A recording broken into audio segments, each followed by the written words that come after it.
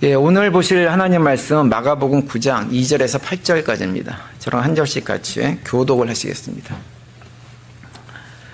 엿새 후에 예수께서 베드로와 야고보와 요한을 데리시고 따로 높은 산에 올라가셨더니 그들 앞에서 변형되사 그 옷이 광채가 나며 세상에서 빨래하는 자가 그렇게 희게 할 수 없을 만큼 매우 희어졌더라. 이에 엘리야가 모세와 함께 그들에게 나타나 예수와 더불어 말하거늘 베드로가 예수께 고하되 랍비여 우리가 여기 있는 것이 좋사오니 우리가 초막셋을 짓되 하나는 주를 위하여 하나는 모세를 위하여 하나는 엘리야를 위하여 하사이다 하니 이는 그들이 몹시 무서워하므로 그가 무슨 말을 할지 알지 못함이더라.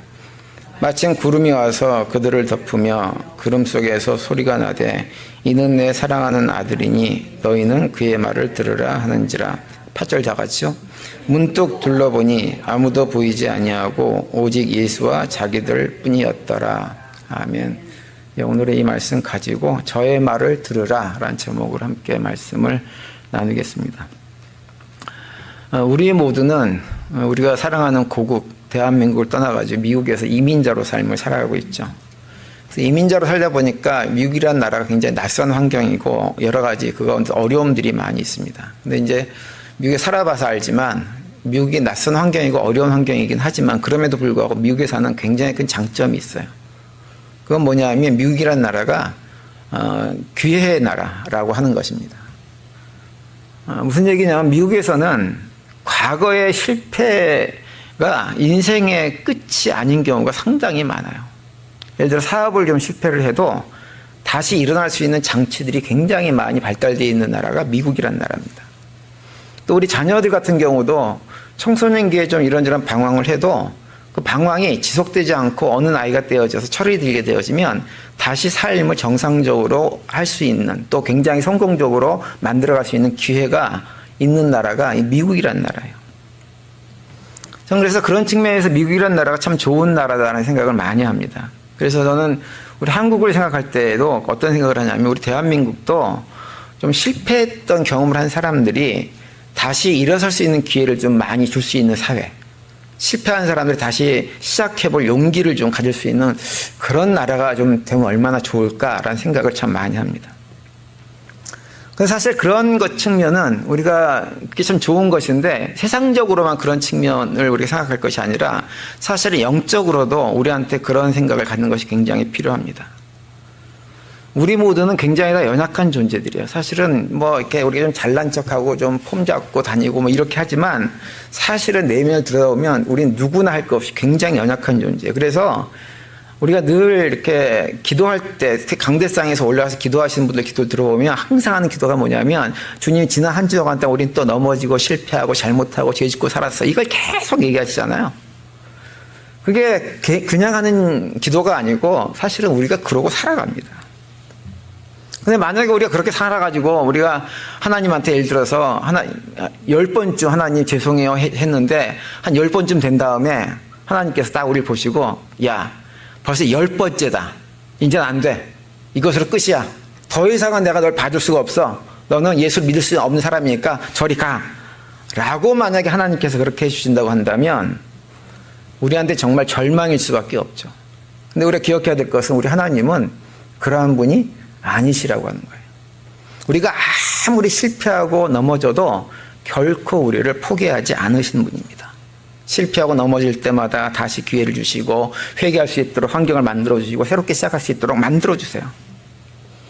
그걸 누구의 모습에서 발견할 수 있냐면 예수님의 모습을 통해서도 발견할 수 있습니다. 예수님도 자기 제자들을 끝까지 포기하지 않으셨어요. 제자들이 거듭거듭 실수하고 결정적인 순간에는 예수님을 다 버리고 도망가기까지 했지만 예수님은 그 이후에 또다시 제자들을 다시 불러서 다시 그들이 회복될 수 있는 다시 일어날 수 있는 기회를 끝까지 주시는 사랑을 결코 포기하지 않으셨어요. 오늘 우리가 읽은 본문도 바로 그런 예수님의 모습을 우리에게 다시 보여줍니다. 2주 전에 제가 베드로에 관한 말씀을 드리면서 빌립보서 1장 5절 말씀을 결론적으로 말씀을 드렸었어요. 그 말씀을 다시 보시면 이렇게 돼 있죠. 너희 안에서 착한 일을 시작하신 이가 그리스도 예수의 날까지 이루실 줄을 우리는 확신하노라 이렇게 말씀합니다. 주님께서 우리 안에 우리를 불러서 하나님 백성 삼아주시고 착한 일, 하나님 백성다운 삶을 살아갈 수 있도록 만든 그 일을 시작하셨는데 주님은 시작만 하시는 분이 아니라 완전히 이루기까지 하시는 분이라고 하는 거예요. 그러면서 제가 지난번에 베드로에 관한 얘기를 베드로가 예수님에게 막 대들고 안 됩니다 막 이러면서 예수님한테 하지 말아야 될 말을 하고 한 것을 말씀드리면서 그럼에도 불구하고 예수님은 그 베드로를 포기하지 않았다라고 하는 말씀을 2주 전에 드린 적이 있습니다. 오늘 우리가 읽은 본문은 예수님께서 높은 산에 올라가셔가지고 영광스러운 모습으로 변모되어지는 이른바 변화산 사건이 기록되어져 있는 본문이에요. 이 본문이 굉장히 중요한 본문이어서 이 본문이 마가복음에만 기록된 것이 아니라 마태복음 17장하고 누가복음 9장에도 동일하게 기록이 되어져 있어요. 그만큼 중요한 본문입니다. 그런데 이 세 군데에 기록된 이 변화산 사건이 동일하게 언제 직후에 기록되고 있냐면 베드로가 주는 그리스도이십니다 라고 얘기를 했다가 예수님한테 심하게 책망받은 직후 예수님께서 부활과 자기 고난과 부활에 대해서 얘기를 하시자 거기에서 막 대항하고 예수님 절대로 안 됩니다 라고 예수님 막 따지듯이 대항하다가 예수님에게 책망받은 그 직후에 이 변화산 사건이 기록되어져 있다고 하는 거예요. 그 얘기는 뭐냐? 베드로의 고백과 베드로가 보여줬던 그런 잘못된 태도와 변화산 사건이 굉장히 깊게 연관된 사건이라고 하는 거예요. 특히 오늘 보면 4절에 보시면 어떤 표현이 나오냐면 엘리야가 모세와 함께 나타나서 예수님과 더불어 말씀하셨다라는 표현이 나옵니다. 이 표현은 예수님이 누구신지를 우리에게 직접적으로 보여주는 표현이에요. 왜냐하면 모세하고 엘리야는 구약 성경에서 메시아가 이 땅에 오실 것임을 약속하신 말씀과 굉장히 깊이 연관되어 있는 두 인물이기 때문에 그렇습니다. 그래서 변화산에서 모세하고 엘리야가 예수님에게 나타났다고 하는 것은 뭐냐? 예수님께서 누구시냐? 바로 구약에서 모세와 엘리야를 통해서 반복해서 예언되어졌던 바로 그 메시아임을 이 변화산 사건을 통해서 우리에게 확증시켜 주는 거예요. 특별히 7절에 보시면 이런 표현이 나오죠. 이런 말씀이 나오죠. 마침 구름이 와서 그들을 덮으며 구름 속에서 소리가 나되 이는 내 사랑하는 아들이니 너희는 그의 말을 들으라 하는지라 이렇게 말씀하고 있어요. 이 선언은 예수님이 하나님의 사랑받는 아들이라고 하는 것을 통해 가지고 예수님께 진짜 누구신지를 확증시켜 주는 거예요. 예수님의 얼굴과 영광의 광채로 이렇게 다 변화되어지고 구약을 대표하는 두 선지자 모세와 엘리야가 등장을 하고 예수님과 대화를 나누는 이런 장면을 통해 가지고 특별히 마지막 부분에서 하나님의 음성이 들리면서 이는 내 사랑하는 아들이다. 그러니 너희는 그의 말을 들으라 라고 하는 선포를 통해 가지고 예수님이 누구신가라고 하는 것을 결정적으로 보여주는 것입니다. 그런데 예수님께서 제자들을 데리고 이 장면을 변화산에서 보여주셨잖아요. 그 보여주신 이유가 뭘까요? 그것은 단순하게 예수님께서 누구다라고 하는 것을 제자들에게 보여주기 위한 목적으로만 보여주신 것이 아니에요. 여기서 우리가 주목해야 될 건 뭐냐? 왜 예수님께서 제자들을 굳이 데리고 사실은 모세와 엘리야가 나타나서 예수님께서 영광스럽게 변화되어지고 이런 것이 굳이 드러나지 않아도 예수님이 하나님의 아들이라는 사실이 변함이 없고 예수님 메시아라는 사실이 변함이 없어요. 아무것도 달라지는 것이 없어요. 그런데 굳이 베드로와 야고보와 요한을 데리고 산에 올라가셔서 그런 모습을 보여주었다고 하는 것은 그 자체로 우리한테 굉장히 중요한 메시지를 담고 있는 거예요. 특별히 오늘 본문 2절에 보시면 이렇게 시작을 하죠. 엿새 후에 예수께서 베드로와 야고보와 요한을 데리고 따로 높은 산에 올라가셨더니 그들 앞에서 변형되사라고 말씀으로 시작합니다. 여기서 보면 엿새 후라고 하는 것을 특별히 강조해서 언급을 하고 있어요. 엿새 후라고 하는 것은 어떤 의미냐면 가이사랴 빌립보 지방에서 제자 베드로가 예수님을 주는 그리스도십니다 라고 고백했던 그 사건이 일어나고 나서 엿새 후라고 하는 말이야. 그러니까 이 엿새라고 하는 날짜를 직접 언급했다고 하는 것은 뭐냐? 이 변화산 사건이 8장에서 기록된 제자 베드로의 고백 사건과 그 후에 예수님에게 책망받고 야단 맞는 그 사건과 깊이 연결되어 있다고 하는 거예요. 제자 베드로가 주님은 그리스도십니다. 메시아이십니다. 라고 고백했지만 그 이후에 예수님께서 자신에 대해서 자신의 고난과 죽음에 대해서 말씀하시자 안 된다고 막 대들다가 야단 맞은 사건.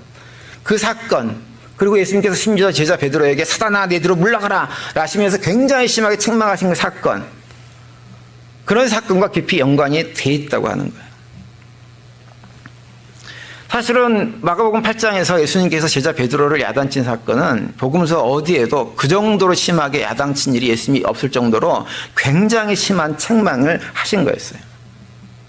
그리고 그 책망은 단순하게 제자 베드로를 향한 책망만이 아니라 그 자리에 함께했던 모든 제자들을 향한 책망이었습니다. 여러분, 만약에 우리 입장에서 우리가 제자들의 입장이 돼가지고 그 자리에서 그런 책망을 받는다면 우리의 마음이 어떨까요? 예수님에게 그런 책망을 직접 받으면요, 우리는 무너질 수밖에 없을 거예요. 아, 나는 끝났구나. 난 더 이상 소망이 없구나. 난 믿음 생활 해봐야 더 이상 의미가 없겠구나 라는 생각이 들 거예요. 사실 우리도 신앙생활 하다 보면 우리 자신에게서 그런 모습을 발견할 때가 참 많이 있습니다.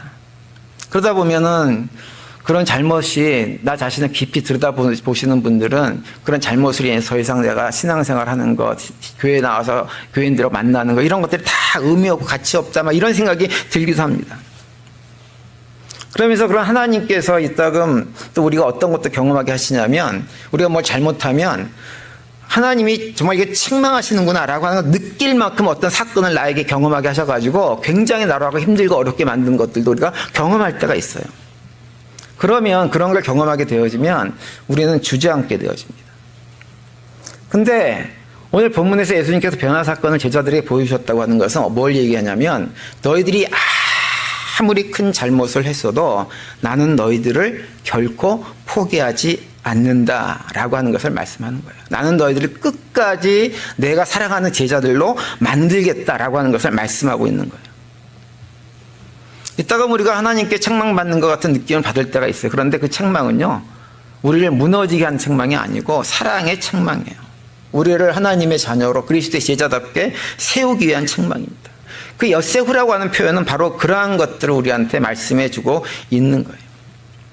그래서 이 변화사 사건은 우리한테 그런 측면에서 우리가 그렇게 무너지는 경험을 했을 때, 좌절하고 절망하는 자리에 무너져 있을 때 우리를 다시 일으켜 주시기 위해서 하시는 예수님의 모습을 우리에게 보여주고, 그러면서 예수님의 말씀들을 통해 가지고 우리가 기억해야 될 세 가지를 우리에게 말씀을 해주고 있습니다.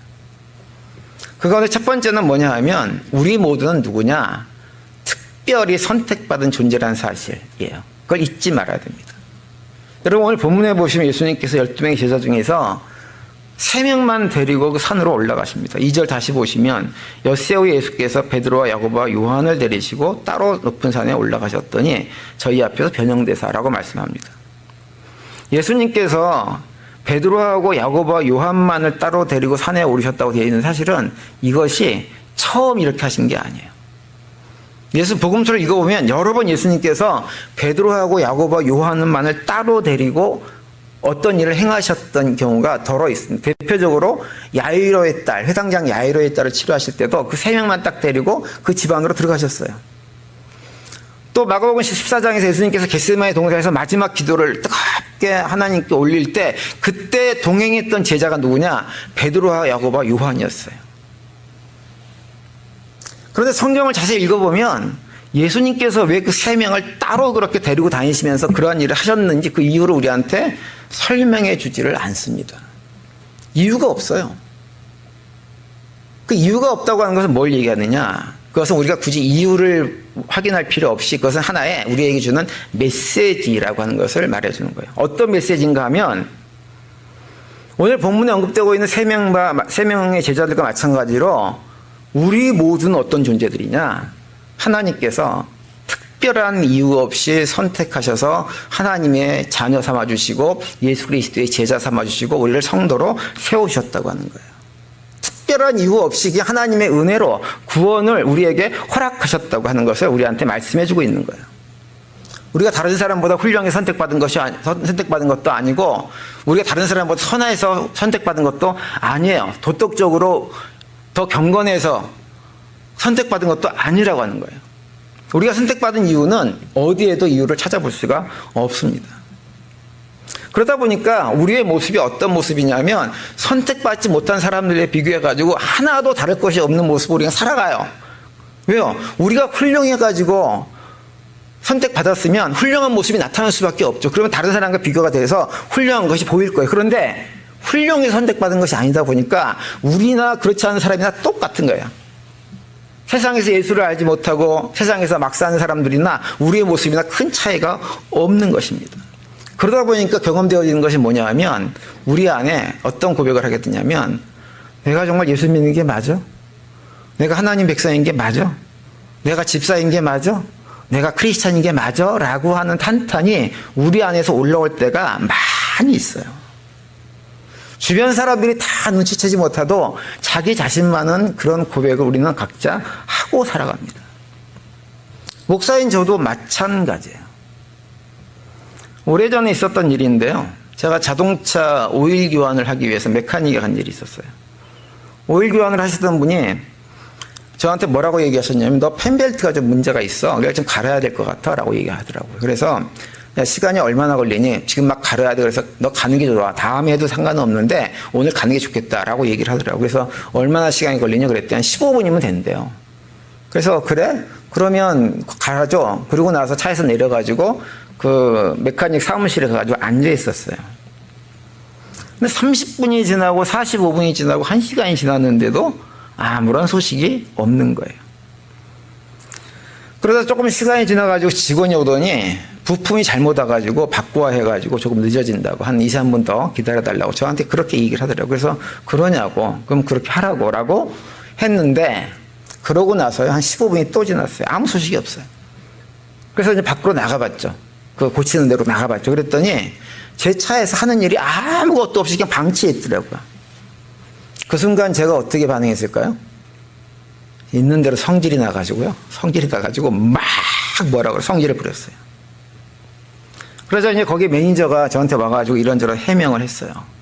그러면서 그 매니저가 하는 얘기가 뭐냐면 그 부품이 아직도 오질 않아가지고 고치지 못한 건데 우리도 어쩔 수가 없는 상황이라고 너가 아무리 화를 내봐야 고쳐지는 것이 아니라고 하는 식으로 저한테 이 얘기를 하더라고요.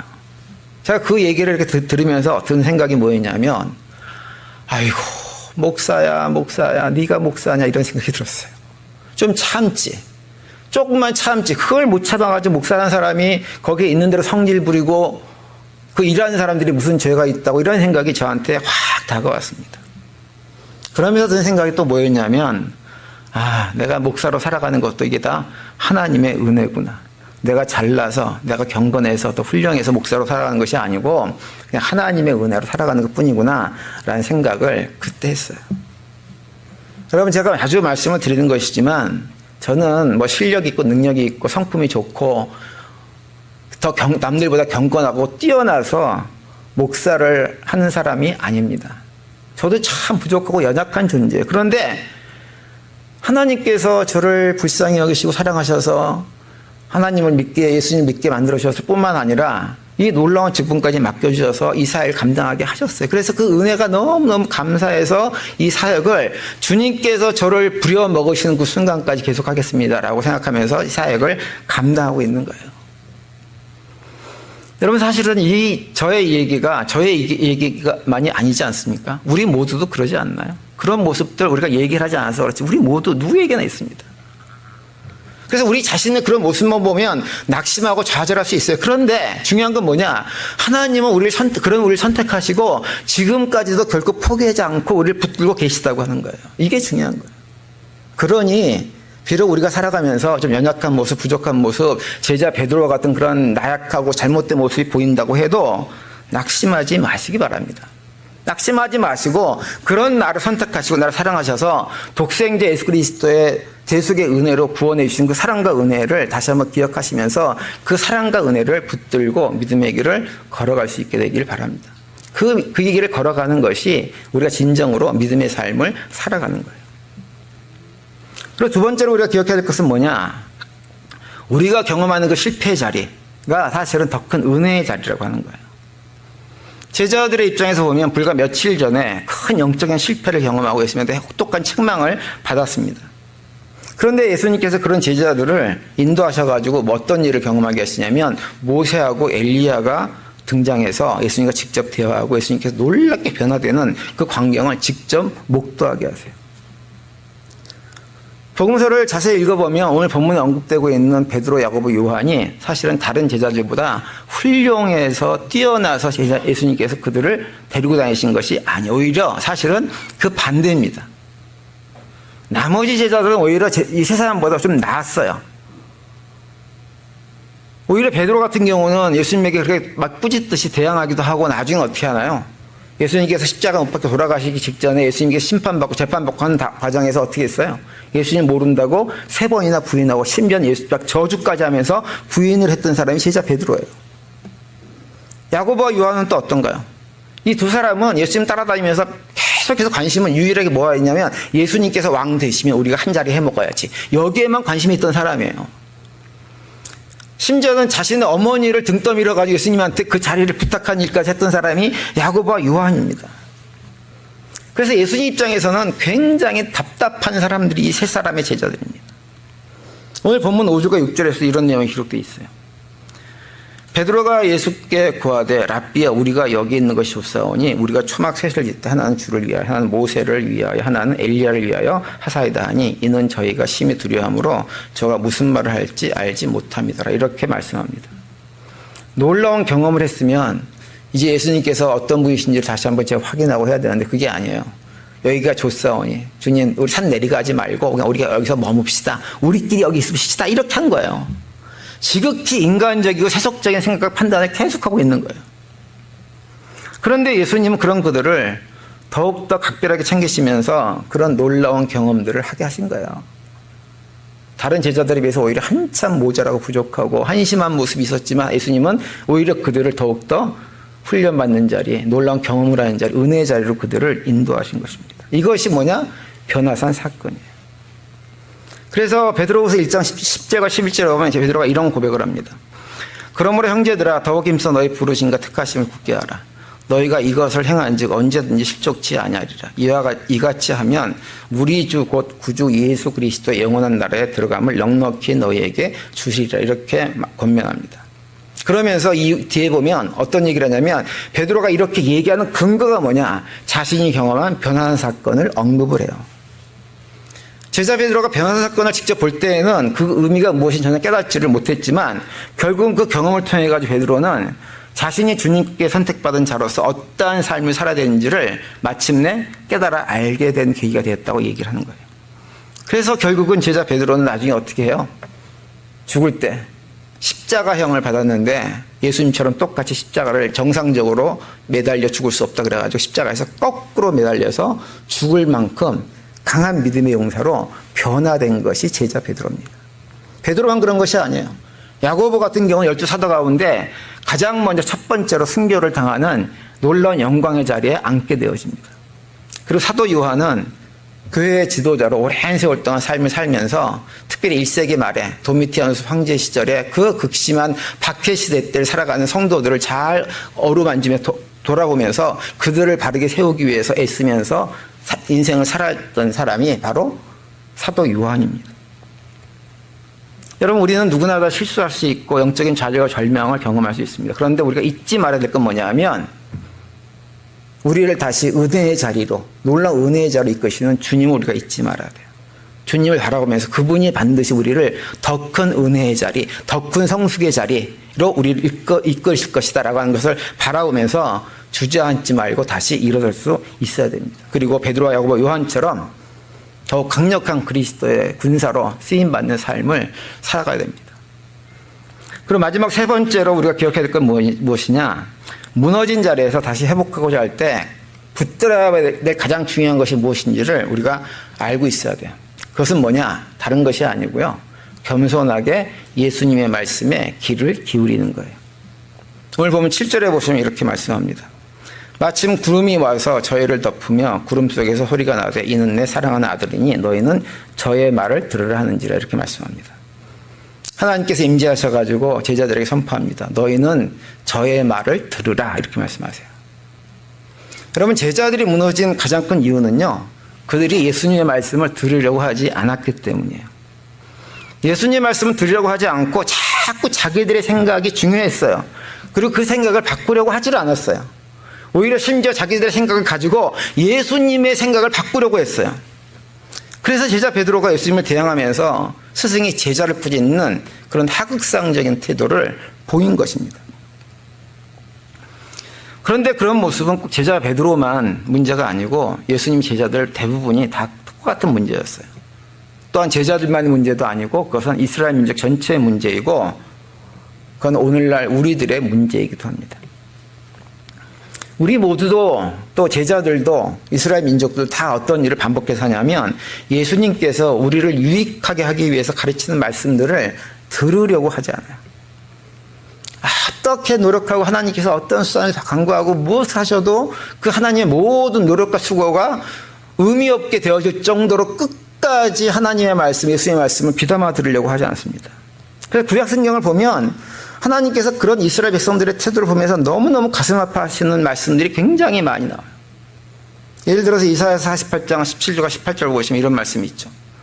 너희의 구속자시오 이스라엘 거룩하신 자이신 여호와께서 가라사대 나는 내게 유익하도록 가르치고 너를 마땅한 길로 인도한 너희의 하나님 여호와라. 슬프다. 내가 나의 명령을 듣지 아니하였도다. 이렇게 말씀합니다. 하나님이 슬프다라고 말씀해요. 슬픈 이유가 뭐예요? 하나님은 이스라엘 백성들이 유익하도록 그들이 잘되게 하기 위해서 말씀으로 끊임없이 그들이 행할 길을 가르쳐 주는데도 이스라엘 백성들이 하나님 말씀을 듣지 않는 거예요. 그 하나님께서 너무너무 그게 가슴 아프신 거예요. 그 표현을 지금 하고 있는 것입니다.